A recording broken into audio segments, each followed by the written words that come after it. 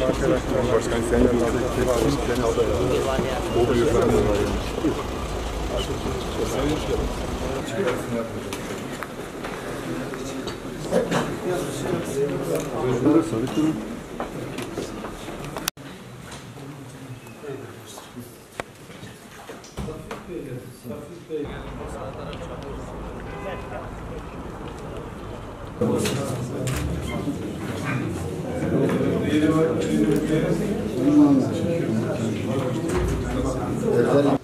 Bugün vefanın, dayanışmanın, muhabbetin şehri Bingöl'ümüzdeyiz.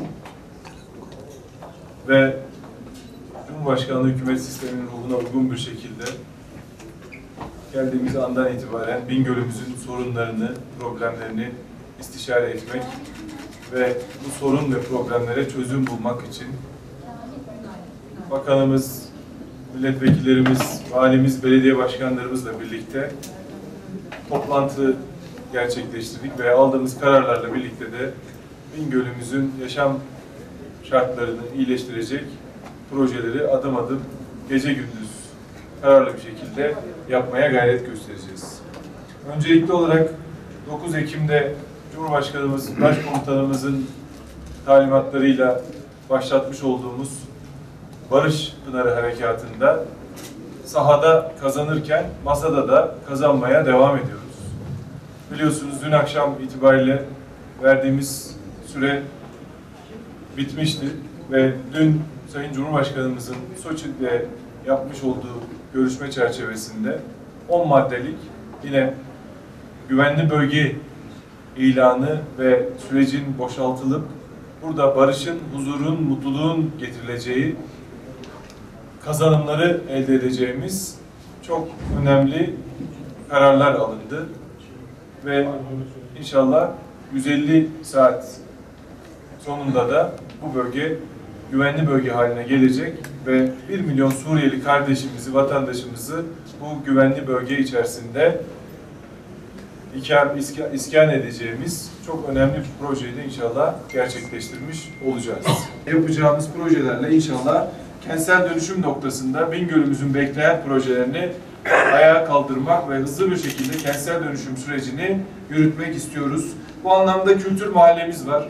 15 hektardan oluşan ve içinde 923 hak sahibinin olduğu bu projeyi bugün inşallah hak sahibi kardeşlerimizle, vatandaşlarımızla bir araya geleceğiz. Amacımız önümüzdeki yıl itibariyle bu projeye başlamak ve en kısa sürede 2 yıl, 2,5 yıllık sürede de o konutlarına, sağlam güvenlik konutlarına erişmelerini sağlamak. Yapacağımız konutlar yerel mimariye uygun, az katlı, bizim özümüzü, kültürümüzü yansıtacak projeler olacak ve bu çerçevede vatandaşlarımıza hem kira yardımı vermek hem de bu süreçte mağduriyetlerini en aza indirecek şekilde bu projeleri hızlı bir şekilde gerçekleştirmek istiyoruz.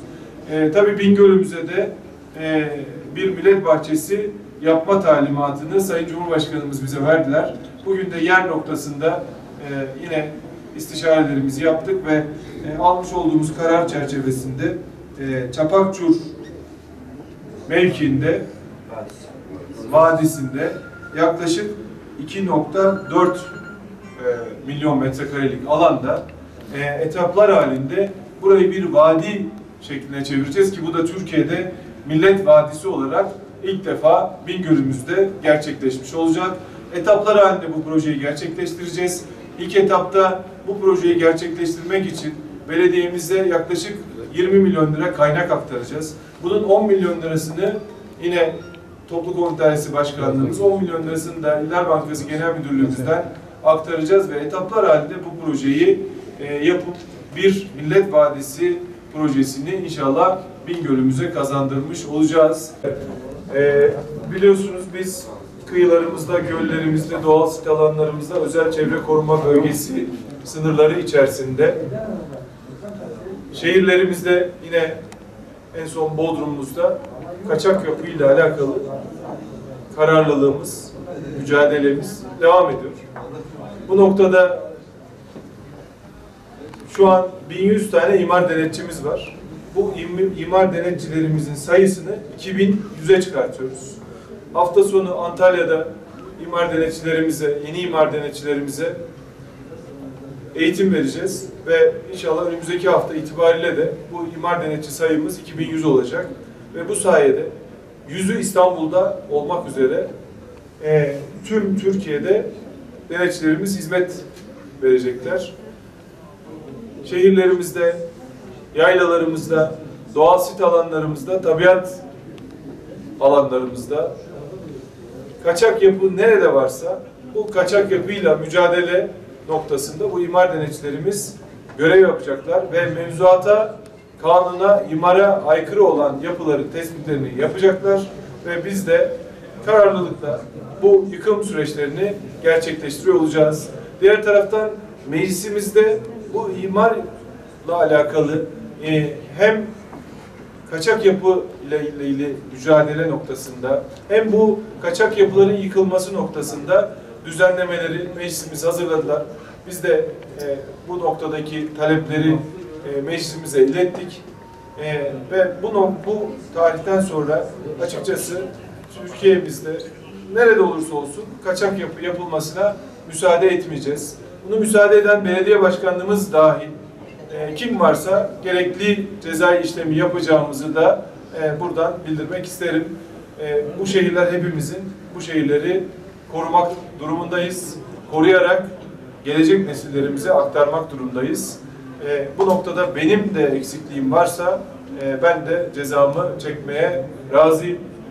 Dolayısıyla bu süreci hep birlikte götürmek durumundayız ki buna ilişkin de birçok kanun düzenlememizde inşallah meclisimizde yapıyor olacağız. İstiyoruz. Hakikaten çok değerli bir bakanımızı bugün misafir ediyoruz.